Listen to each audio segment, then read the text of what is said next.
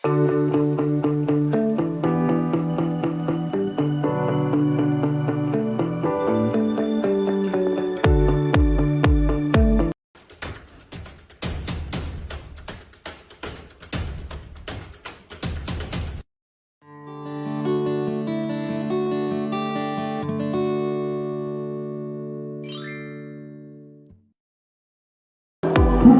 dapat pendisiplinan anak. Lumayan banyak ya tadi ya. Oh, alhamdulillah ya, kurang lebih juga. Yang kedua, pemberian hukuman dengan hal positif seperti membaca atau membersihkan halaman sekolah dapat meningkatkan disiplin anak. Jadi betul, betul benar lagi. Dan makanya kan kita proses yang berikutnya pemberian pembinaan dapat meningkatkan motivasi belajar.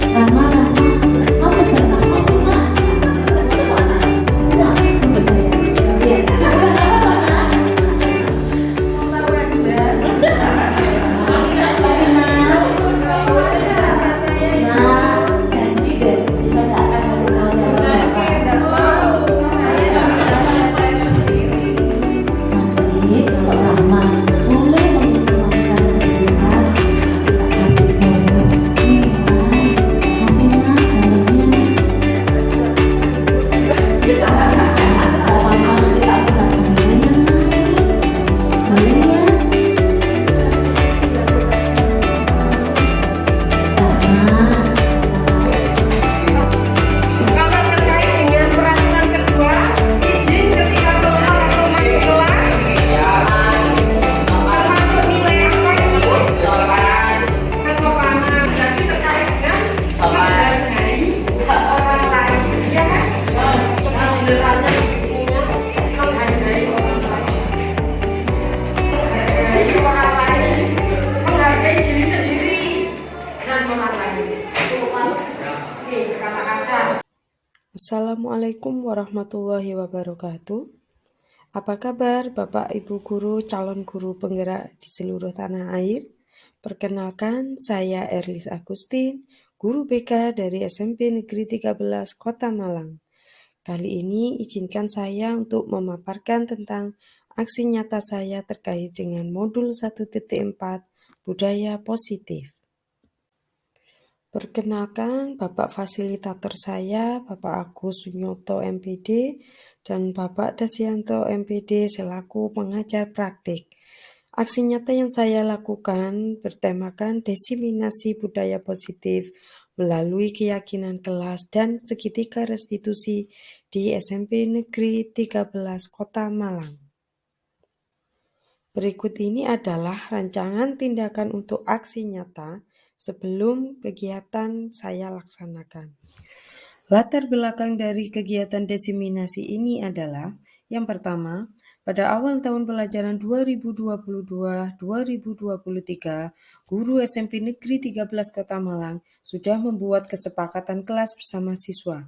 Yang kedua, diperlukan adanya refleksi tentang keterlaksanaan kesepakatan kelas yang sudah dibuat. Yang ketiga, belum adanya pemahaman dari Bapak dan Ibu guru tentang disiplin positif melalui keyakinan kelas dan segitiga restitusi. Tujuan kegiatan diseminasi adalah yang pertama, terwujudnya keyakinan kelas berdasarkan nilai-nilai kebajikan universal. Yang kedua, terwujudnya disiplin positif melalui penerapan segitiga restitusi di sekolah.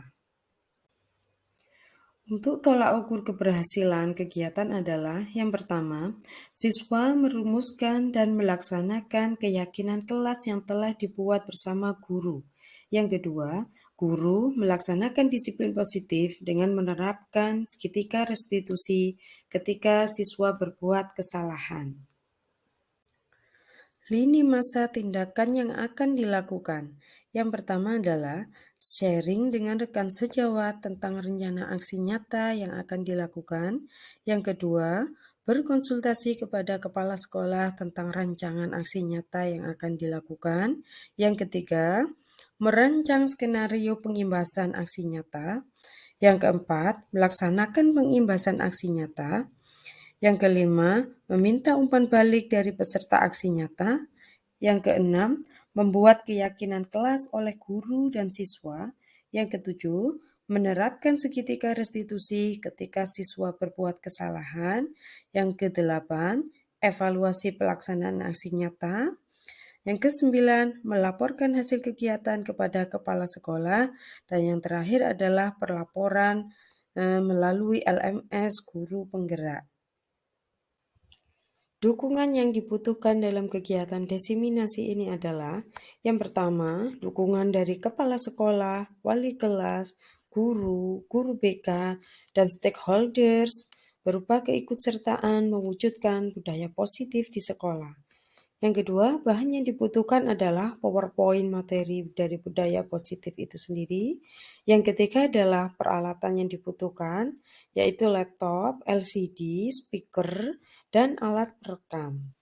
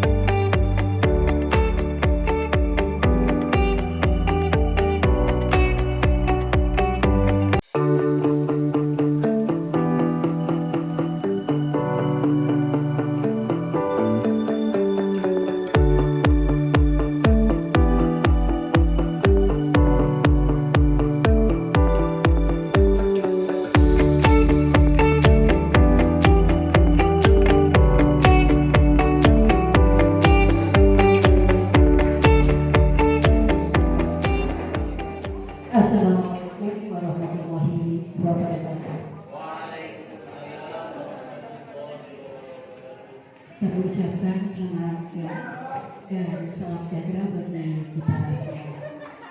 Yang terhormat Kepala SMP Negeri 13 Malang, Bapak Dr. Andes Bambang Tribulyono MPD.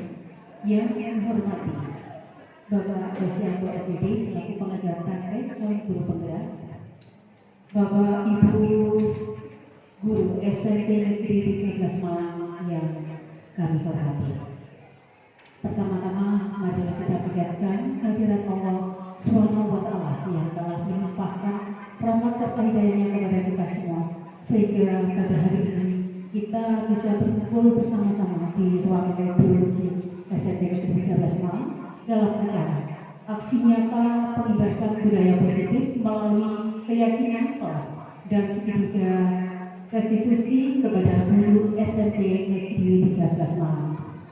Salam serta salam tetap tercurahkan kepada Nabi besar kita Nabi Muhammad SAW. Bapak Ibu yang kami hormati, adapun susunan acaranya adalah sebagai berikut. Yang pertama diawali dengan pembukaan, kedua sambutan Kepala SMP Negeri 13 Malang, ketiga paparan materi dari Ibu Eris Agusin SPD, tanya jawab, penguatan dari guru pengajar praktek, dan yang keenam penutup. Bapak Ibu yang kami hormati, untuk mengawali acara, marilah acara ini kita buka dengan mengawali dengan membaca basmalah. Bismillahirrahmanirrahim. Terima kasih. Selanjutnya acara kedua adalah sambutan yang akan disampaikan oleh Kepala SMP Negeri 13 Malang kepada yang terhormat Bapak Dr. Andes Bambang Tribulyono MPD. Disilakan. Terima kasih Bu Retno. Assalamualaikum warahmatullahi wabarakatuh. Selamat siang, salam sejahtera untuk kita semua.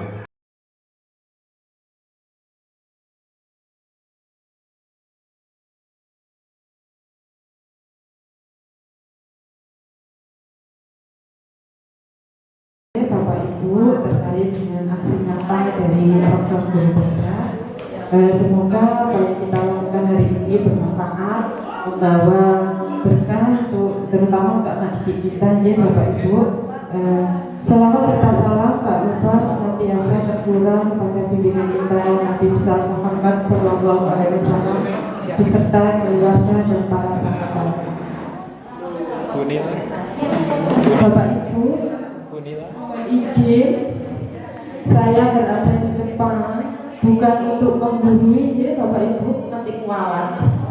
Kita sharing bersama terkait dengan apa yang kami dapatkan dari pendidikan guru penggerak yang saat ini sedang saya ikuti.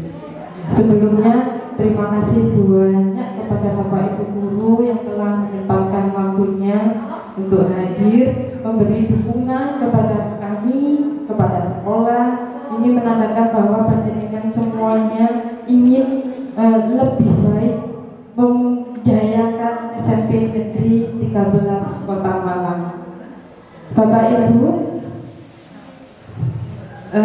sedikit motivasi terkait dengan program guru penggerak. Mengikuti pendidikan guru penggerak bukanlah hal yang eksklusif atau mesti menjadi kepala sekolah, ya Bapak Ibu, karena banyak persyaratan yang harus ditempuh untuk bisa menjadi kepala sekolah. Tetapi program ini adalah suatu kebutuhan bagi kita selaku pendidik, yang mana anak didik kita ini berkembang terus. Seperti tadi sambutan dari Bapak, banyak sekali perubahan, yaitu anak-anak berkembang sesuai dengan kodrat zamannya. Bapak Ibu yang sudah memenuhi syarat untuk bergabung dalam program guru penggerak, monggo jangan ragu-ragu untuk bergabung. Di sini enak sekali, banyak yang memberi dukungan untuk kita melaksanakan kegiatan selama pendidikan, karena ada banyak alumni guru penggerak di sini. Bu Susan, Bu Rahma siap selalu membimbing, mendampingi, dan enak pokoknya, mudah kok nanti menjalani. Jangan bayangkan seperti Bu Susan sama Bu Rahma dulu kelihatannya sibuk banget. ternyata mereka sibuknya itu karena menjadi instruktur nasional. Kalau di program guru penggerak ini sama kayak satu paket modul 1 sampai 1.1 sampai 1.4 itu saya rasa bisa berjalan dengan normal.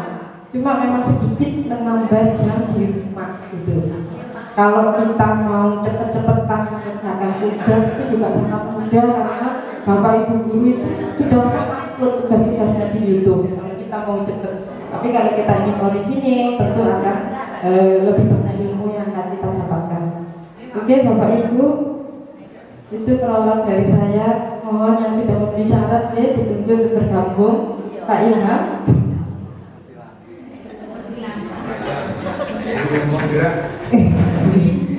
Jadi Pak Ilham kembali janji mau jadi Bapak Ibu kita mulai ya terkait dengan budaya positif. Ini saya sampaikan melalui keyakinan kelas dan segitiga restitusi. Tujuan kegiatan ini adalah Bapak Ibu diharapkan mampu merumuskan keyakinan kelas berdasarkan nilai-nilai kebajikan universal. Yang kedua adalah Bapak Ibu diharapkan menerapkan disiplin positif melalui segitiga restitusi. Mungkin ini istilah baru yang juga baru saya dapatkan dalam modul 1.4.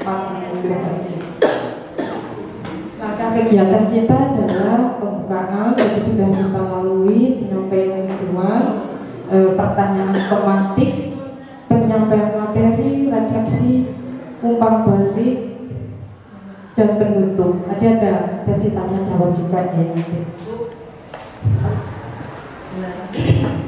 Konsep budaya positif di sini ada 6 Bapak Ibu. Yang pertama terkait disiplin positif dan nilai-nilai kebajikan universal. Yang kedua teori motivasi, hukuman, penghargaan, dan restitusi. Yang ketiga tentang keyakinan kelas, judul kita tadi. Yang keempat kebutuhan dasar manusia. Yang kelima posisi kontrol guru. Dan yang keenam adalah segitiga restitusi.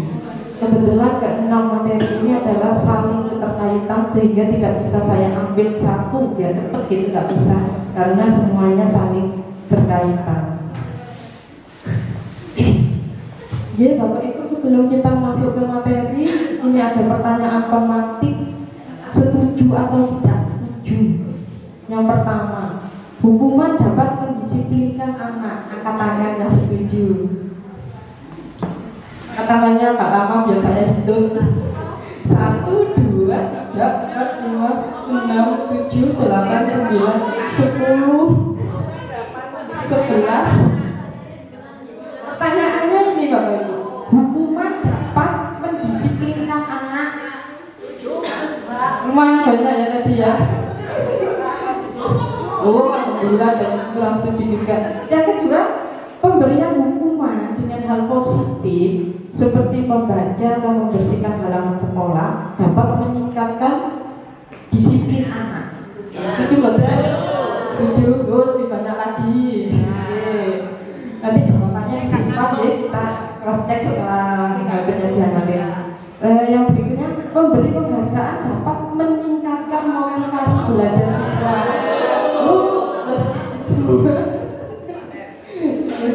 Oke, Bapak Ibu disimpan dulu jawabannya, nanti kita cek bersama. Nah, ini diawali dari perubahan paradigma bahwa disiplin positif dan nilai-nilai kebajikan universal. Saya ingin ada yang memperagakan terkait dengan kegiatan kepala tangan kepada Ibu Sitian Susam dan Ibu Rahma selaku alumni Guru Penggerak Angkatan 1. Monggo kita praktekkan bersama ya ini. Ada 2 orang, A dan B. Salah satunya menyimpan atau menyobek secari kertas kecil, dituliskan benda atau sesuatu yang sangat berharga, disembunyikan gitu ya. Letakkan di salah satu tangan Anda dan genggam benda atau sesuatu tersebut dengan segala daya. buatlah sebuah kepala. Ya nanti Bu Susan dan Bu Rahma. Nah, di antaranya temannya tadi berusaha untuk mencoba dengan sekuat tenaga dengan berbagai cara untuk meminta teman Anda tadi memberikan benda tersebut atau memberitahukan apa yang disembunyikan dalam kepala tangannya tadi. Nah, seperti itu dengan membujuk, dengan menghardik, dengan merayu, bahkan menyuap. Bu, monggo dipersilakan. Yang pintar merayu siapa yang susah?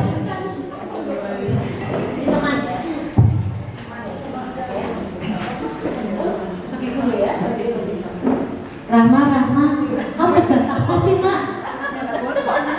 Enggak, menurut saya. Iya. Kenapa, Nak? Mau tahu aja. Nah, janji deh, kita nggak akan kasih tahu siapa-siapa. Enggak mau. Saya rahasia saya sendiri.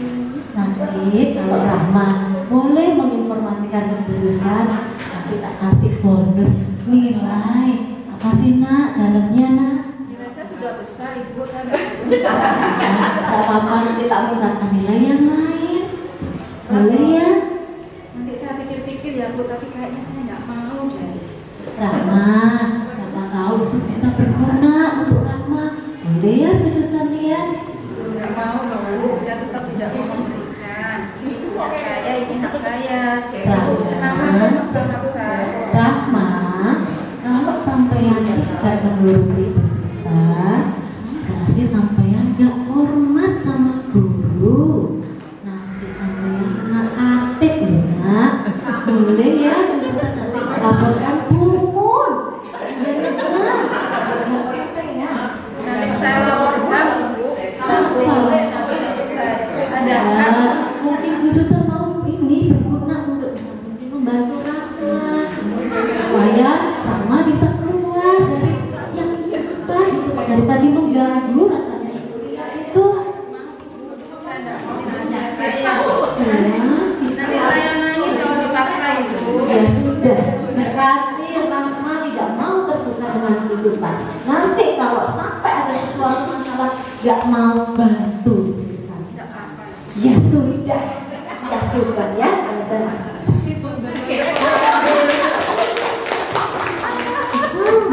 Terima kasih Bu Rahma, Bu Susan. Ini sangat kontekstual ya. Sebenarnya tadi saya minta sebagai guru juga tidak apa-apa, bebas. Tapi kelihatannya kontekstual pengalaman terhadap anak sendiri. Kelihatannya bagus ini menjiwai. Ya dari yang mempraktekkan tadi, apa yang dirasakan Bu Rahma terutama sebagai yang menyimpan suatu rahasia?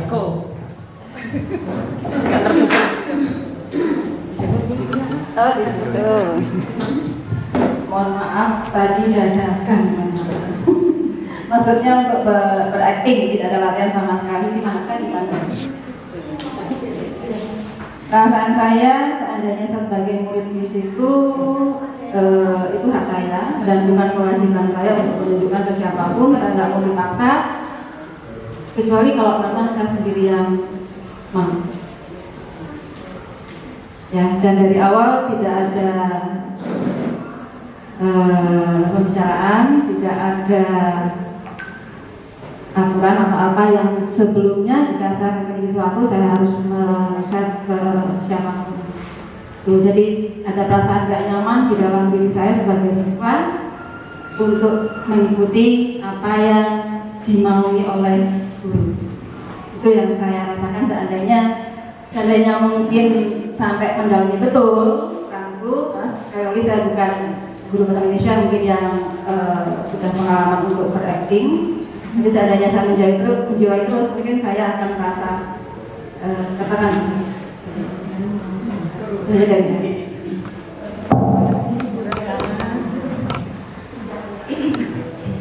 Iya Bapak Ibu, demikianlah analogi dari teori kontrol sebenarnya.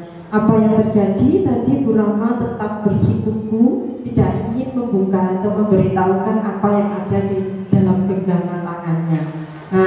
seperti itulah teori kontrol, bahwasanya ingin menyampaikan bahwa seseorang itu bertindak atau berperilaku itu adalah karena dari dirinya sendiri, seperti itu. Jadi makanya ini nanti kaitannya dengan keyakinan, karena dia punya keyakinan makanya dia berbuat. Sedangkan anak-anak itu juga tidak otomatis langsung bisa menjalankan semua aturan sekolah, makanya ada segitiga restitusi untuk menangani itu. Seperti itu alurnya sebenarnya Bapak Ibu. Nah ini tadi paradigma perubahan yang kita kenal, suatu tingkah laku itu terjadi karena adanya stimulus respon, sekarang berubah menjadi teori kontrol atau teori pilihan. Nah, siapa sesungguhnya yang memiliki kontrol? Kalau dulu stimulus respon yang dikembangkan oleh Pavlov dengan penelitiannya air liur anjing gitu ya.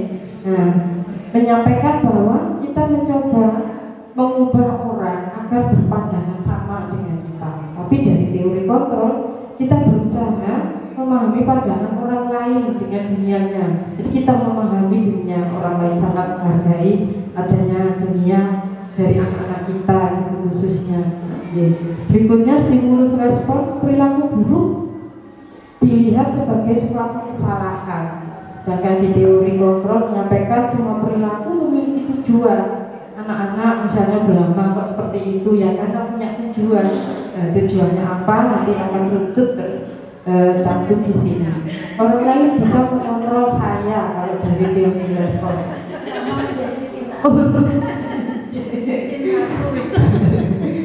Nah kalau dalam teori kontrol dan Anda yang bisa mengontrol diri Anda sendiri, seperti itu. Saya bisa mengontrol orang lain. Kalau dalam teori kontrol, Anda tidak bisa mengontrol orang lain, seperti tadi yang terjadi dengan kurangan. Pemaksaan ada pada saat juga gagal. Ini yang sering kita lakukan, ya jujur saya juga sering. Ketika sudah gagal membujuk dan sebagainya, maka nggak bisa dibina ya dibinasakan. Nah, kalau dalam teori kontrol ini kolaborasi dan konsensus atau kesepakatan bersama menciptakan pilihan-pilihan baru. Jadi seperti itu. Model berpikirnya kalau dulu stimulus respon itu menang kalah, gurunya harus menang, muridnya kalah. Dan kalau di teori kontrol, model berpikirnya menang-menang karena semuanya punya hak untuk berperilaku atau melakukan sesuatu. Seperti itu Bapak Ibu.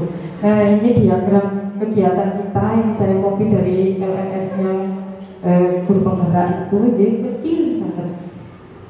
Ini disiplin positif berangkat dari teori kontrol, yang mana dalam teori kontrol menyampaikan Anda tidak bisa mengontrol orang lain, hanya Anda yang bisa mengontrol diri Anda. Ini menghasilkan suatu makna disiplin positif, di mana belajar kontrol diri dengan menggali potensi kita agar mencapai tujuan mulia, yaitu sesuatu yang menjadikan seseorang ingin menjadikan keinginan berdasarkan nilai-nilai yang dihargai, seperti itu Bapak Ibu. Jadi alurnya seperti ini teori kontrol, ini pendapat dari teori kontrol tadi. Nah ini semua perilaku memiliki tujuan, nanti kita mengarahnya ke ini teori motivasi. Ada 3 motivasi dan menghasilkan nilai kebajikan ini dasar anak-anak atau orang atau manusia melakukan sesuatu atau keinginan dan akhirnya menghasilkan keyakinan kelas.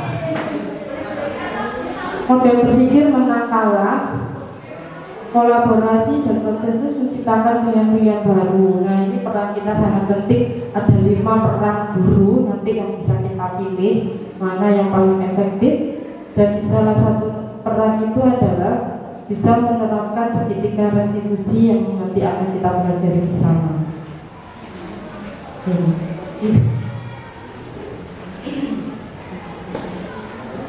Realitas kebutuhan kita, realitas kebutuhan manusia itu berbeda. Kita berusaha memahami pandangan orang lain tentang dunia sebagai orang memiliki gambaran berbeda. Setiap orang memiliki gambaran yang berbeda. Ya ini nanti mengarahnya ke 5 kebutuhan dasar manusia. Bisa sih sebenarnya dibesarkan. Sukanya kok incen-incen ya begini ya. Nah,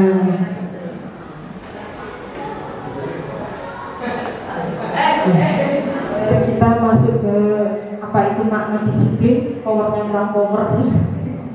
Ya mohon maaf ya Bapak Ibu. Disiplin berasal dari bahasa Latin disiplina yang artinya belajar.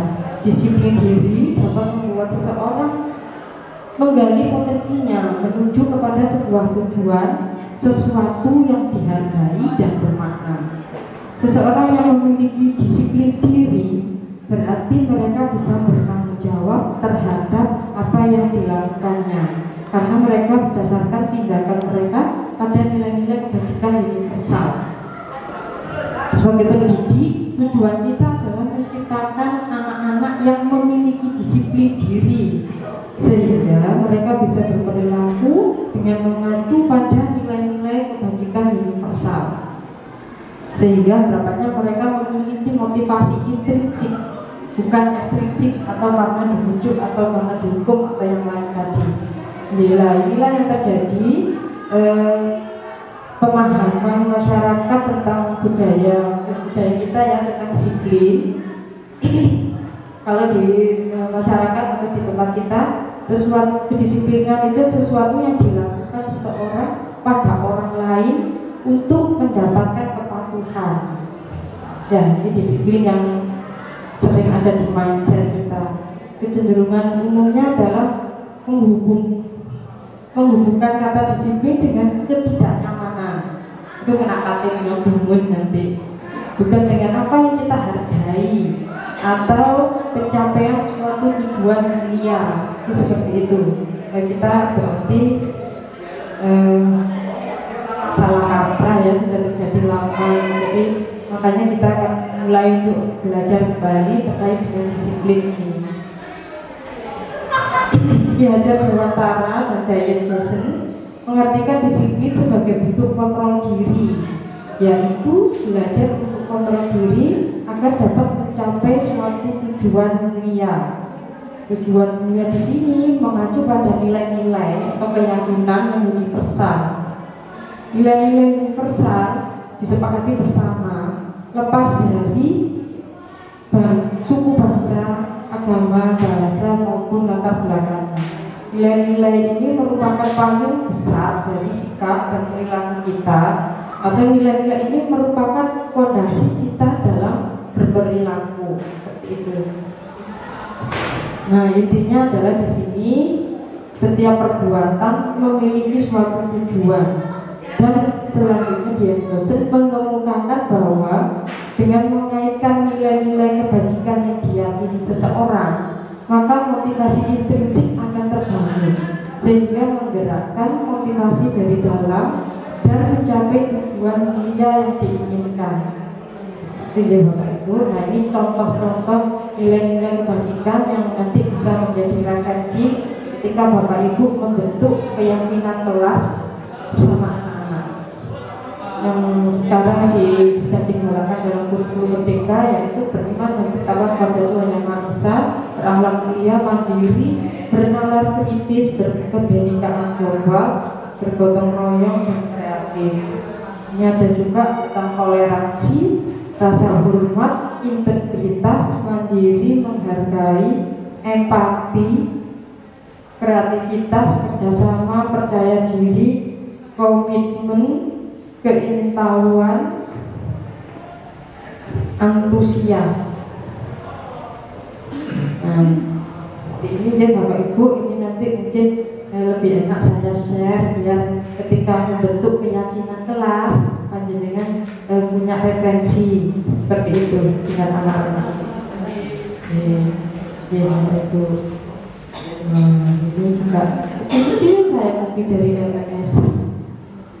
Nah, berikutnya konsep kedua dari disiplin positif, yaitu teori motivasi, hukuman, dan penghargaan.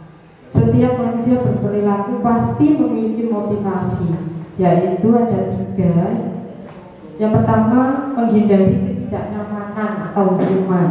kedua mendapatkan imbalan atau penghargaan dari orang lain, dan yang ketiga untuk menjadi orang yang mereka inginkan dan menghargai diri sendiri dengan nilai-nilai yang mereka percaya. Makanya kita bentuk suatu keyakinan gitu.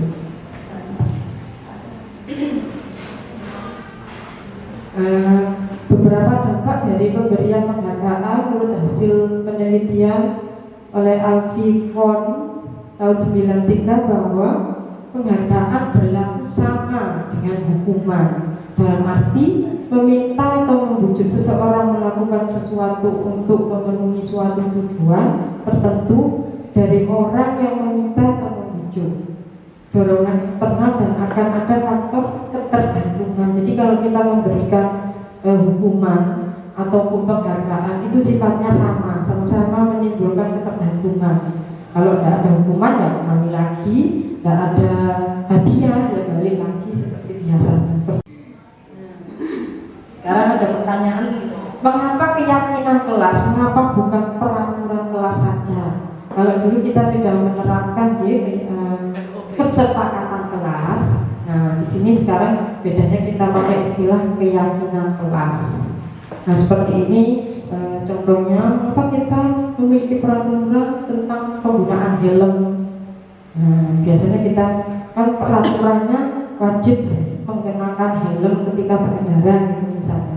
Nah ternyata jawabannya seperti ini, karena untuk keselamatan. Seperti itu Bapak Ibu. Termasuk memakai masker, ya sekolah kita anak-anak masih diwajibkan untuk memakai masker. Nah berikutnya,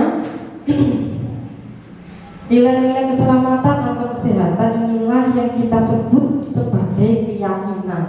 Jadi kalau tadi peraturan kelas atau kesepakatan kelas itu pada aktivitasnya harus datang tepat waktu misalnya. Nah kalau di keyakinan kelas ini nanti kita bisa mengarahkan untuk kedisiplinan ataupun menghargai diri dan orang lain, seperti itu terkait dengan satu tingkah dan datang tepat waktu, seperti itu nanti. Harapannya dengan memiliki keyakinan ini, anak-anak akan lebih tergerak dan bersemangat untuk menjalankan keyakinannya daripada hanya sekedar mengikuti serangkaian peraturan tertulis. Analoginya biasanya untuk umat muslim ya lebih mudah yang kita gambarkan adanya surga dan neraka, itu kita percaya. Jadi makanya kita pagi-pagi sibuk sudah sholat, dingin-dingin harus wudu gitu ya. Itu karena kita punya keyakinan, sehingga kita melakukannya tanpa harus ada yang menyuruh atau memaksa, seperti itu ibaratnya Bapak Ibu. Nah ini tadi sudah kita. Nah ini harapannya adalah akan terbentuk suatu budaya positif di SMP Negeri 13 Malang dari adanya peraturan kelas yang sudah biasa Bapak Ibu buat, kita kembangkan menjadi keyakinan kelas yang untuk mewujudkan lingkungan positif, yang mana kalau semuanya sudah melakukan maka akan menjadi suatu budaya di sekolah kita. Itu alurnya. Nah ini coba kita jawab lagi, apakah keyakinan kelasnya terkait dengan misalnya ada peraturan selalu mengembalikan buku ke tempatnya. Kira-kira keyakinan apa ya Bapak Ibu?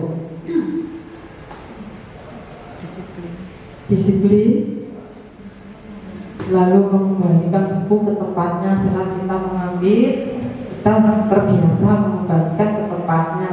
Bisa juga disiplin juga boleh Bapak Ibu, karena makanya kita pakai istilah keyakinan itu maknanya semakin luas, universal, sehingga tidak terbatas hanya satu kata kerja mengembalikan buku saja ataupun masuk kelas tepat waktu saja, seperti itu Bapak Ibu. Nah seperti ini, dilarang mengganggu orang lain, itu berarti bisa menghormati orang lain, hadir di sekolah 15 menit sebelum pelajaran, berarti menghormati orang lain dan berkomitmen. Ini dia Bapak Ibu. Nah sudah hujan. Nah ini 5 kebutuhan dasar manusia. tentu sudah familiar sekali. Yang pertama adalah kebutuhan itu bertahan hidup, kebutuhan akan cinta dan diterima, kebutuhan akan kebebasan, kebutuhan akan kesenangan, dan yang kelima adalah kebutuhan akan penguasaan.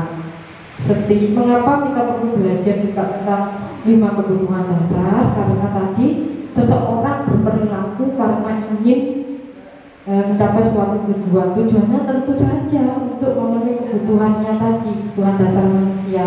Dan inilah nanti yang harus bisa kita analisis ketika anak-anak berbuat suatu kesalahan. Kira-kira anaknya butuh apa? Bahwa seperti itu kira-kira ingin memenuhi kebutuhannya yang mana, seperti itu misalnya. Ini contoh-contoh nanti mungkin bisa kita baca sendiri-sendiri ya Bapak Ibu. Nah ini 5 posisi kontrol guru. Kita bisa memilih antara penghukum, pembuat rasa bersalah, menjadi teman, pemantau, maupun sebagai manajer bagi anak-anak. Nah, posisi penghukum, pembuat rasa bersalah, teman, dan pemantau masih menimbulkan motivasi ekstrinsik. Jadi belum intrinsik, sehingga ada yang lebih ideal yaitu menjadi memposisikan diri sebagai manajer. Ini juga perlu kita latihkan. Semakin banyak jam terbangnya, kita akan semakin mahir untuk bersikap sebagai manajer. Itu ya Bapak Ibu. Ini ada contoh-contoh ketika Bapak Ibu guru menyampaikan suatu kalimat, saya kecewa sekali dengan kamu. Itu berarti dia memposisikan, guru tersebut memposisikan sebagai membuat orang merasa bersalah. Itu dia Bapak Ibu nanti bisa kita belajar sendiri. Ini juga ada video mungkin yang sudah menuntaskan PNM-nya ini, yang sudah nemu video ini ya Bapak Ibu. Ini akan memudahkan kita untuk mengetahui posisi kontrol kita sebagai guru, kita sedang menerapkan yang mana. Nanti disimak sendiri-sendiri ya Bapak Ibu, karena tadi sudah lama. Nah ini kita sampai pada materi segitiga restitusi. Nah, langkah-langkahnya ada 3. Ketika murid kita berbuat salah, itu yang kita lakukan ada 3 untuk melakukan restitusi. Yang pertama adalah menstabilkan identitas. Ini bertujuan untuk membuat anak-anak yang merasa gagal karena berbuat salah menjadi positif terhadap dirinya. Jadi tidak menyalahkan diri sendiri atau bagaimana itu. Nah, guru bisa berkata dengan berbuat salah itu hal yang manusiawi, misalnya tidak ada manusia yang sempurna dan sebagainya. Intinya kita tetap menghormati anak tersebut sudah berbuat salah, tapi tetap ada penguatan nanti. Kita stabilkan dulu identitasnya. Setelah itu kita masuk ke tahap kedua, yaitu validasi kebutuhan yang saya sampaikan tadi. Orang berperilaku karena ingin mencapai suatu tujuan. Tujuannya tentu saja memenuhi kebutuhan. Kita harus paham dengan kebutuhan anak-anak kita. Misalnya guru berkata, kamu bisa saja kan melakukan hal yang lebih buruk, tapi kamu tidak melakukannya. Misalnya, kamu pasti punya alasan mengapa melakukannya. Itu banyak contoh-contoh kalimatnya, nanti bisa saya share dulu. Nah yang ketiga, langkah terakhir adalah menanyakan keyakinan. Inilah mengapa kita perlu membuat keyakinan kelas atau bahkan keyakinan sekolah. Sebenarnya sudah ada juga sih, cuma bentuk kita dalam melalui buku penghubung yang mana itu sudah ada suatu disiplinan, terus apa gitu ya, seperti itu. Terus sebenarnya juga sudah suatu keyakinan. Hanya saja kita lebih condongnya langsung membahas ke perilakunya, dapat poin gitu itu. Sekarang kita coba paradigma baru ini ke anak-anak. Menanyakan keyakinan, nilai apa yang kita percaya di kelas atau di sekolah kita, misalnya ketika anak-anak berbuat salah seperti itu. Kelas yang ideal itu seperti apa sih? Kamu ingin jadi anak seperti apa? Nah seperti itu. Jadi setelah kita mengetahui keyakinan yang dia anut, kita apa namanya mencoba merumuskan bersama anak-anak. Terus apa yang akan kamu lakukan untuk mencapai keinginan itu? Nah, seperti itu tahapannya dan tahapan.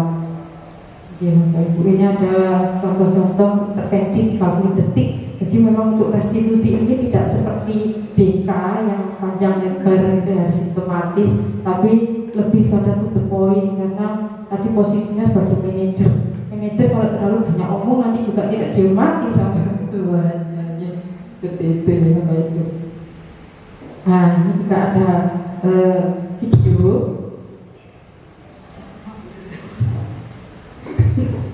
Videonya nanti bisa memudahkan kita untuk lebih memahami praktek segitiga restitusi seperti itu Bapak Ibu. Nanti bisa disimak sendiri ya.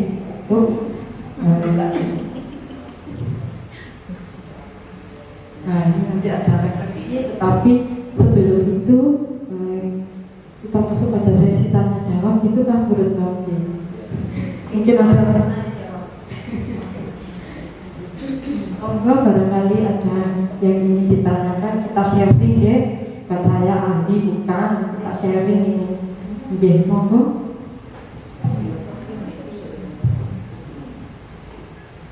Jadi bilang monggo. Kapan kita bisa melakukan pendekatan kepada siswa? Karena kalau guru itu kan waktunya harus.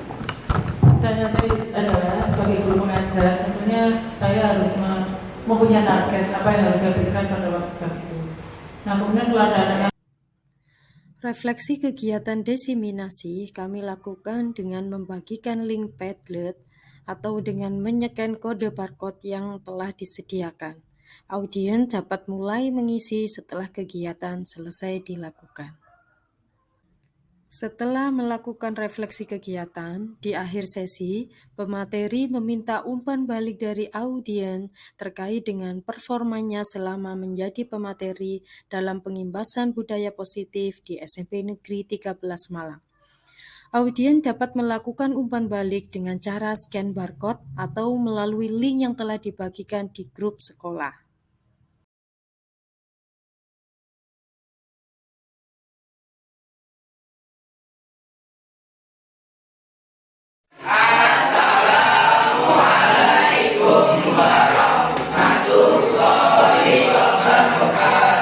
Waalaikumsalam warahmatullahi wabarakatuh. Selamat siang Bapak. Gimana kabarnya hari ini? Halo, belum kompak. Gimana kabarnya hari ini? Baik. Alhamdulillah, kelihatannya terjaga ya. Kompak kan tadi? Kita dulu buat keyakinan kelas. Kalian sudah paham apa itu keyakinan kelas? Kalau dulu kita mengenal dengan kesepakatan kelas ya. Halo, Akbar, masih ingat kesepakatan yang pernah kita buat? Coba dibuka bukunya, pasti masih ada. Ini kita akan membuat keyakinan kelas. Nah, tujuannya yang pertama adalah kalian memiliki atau mengetahui nilai-nilai yang akan kalian jadikan landasan untuk berperilaku. Paham sampai di sini tujuannya? Ya, jadi nanti nilai keyakinan ini akan kalian sepakati bersama dan menjadi landasan dalam kalian.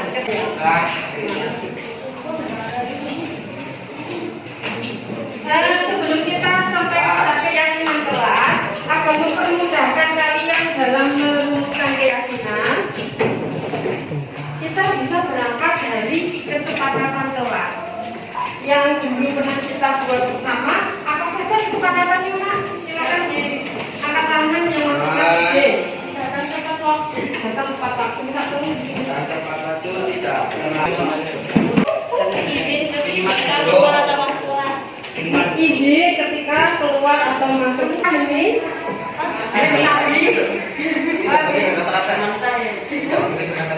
Oh iya, tidak berkata kasar. Saling menghargai pendapat. Saling menghargai pendapat. Menghargai pendapat. Apa lagi? Mengumpulkan tugas tepat waktu.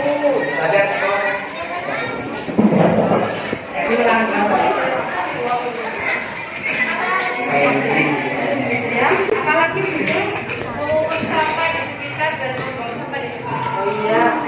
memungut sampah di sekitar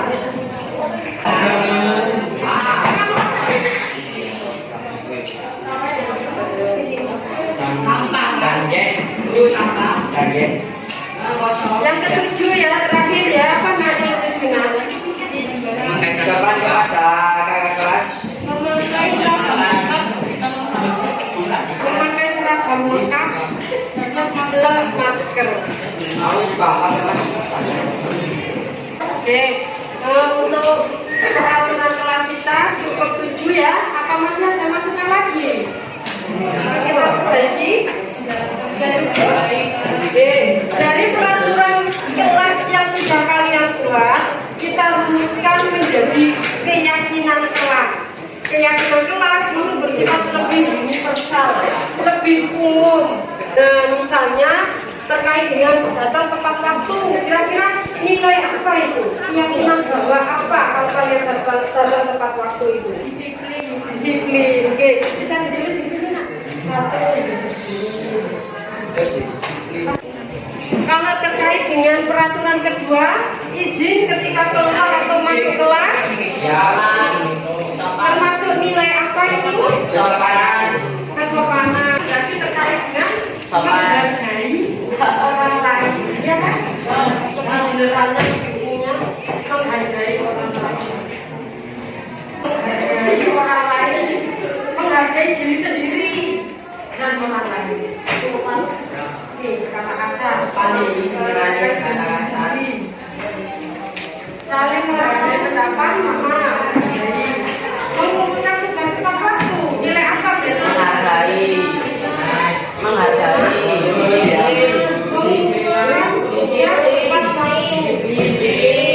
disiplin, tanggung jawab.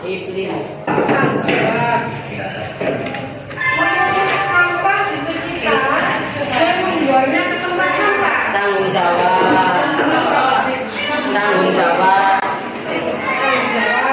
disiplin. Memakai seragam lengkap, lepas masker, disiplin. Ada kata plus masker itu berarti Dan peduli kesehatan ya, kesehatan. Keamanan juga boleh, karena kita pakai masker kan nggak aman, karena penyakit. Yang keempat,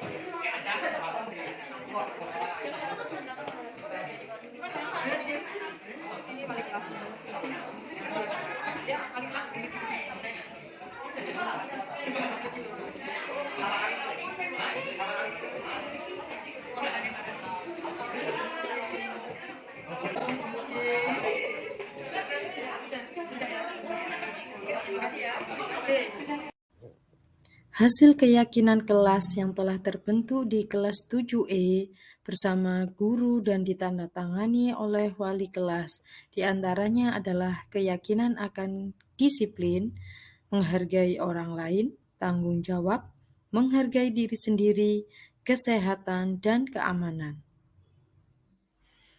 Refleksi kegiatan pembentukan keyakinan kelas.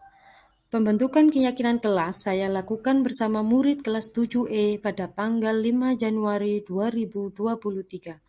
Mereka sangat antusias membantu menulis dan mendokumentasikan kegiatan ini. Kegiatan ini juga melibatkan wali kelas yang ikut menandatangani keyakinan kelas yang sudah dibentuk bersama siswa.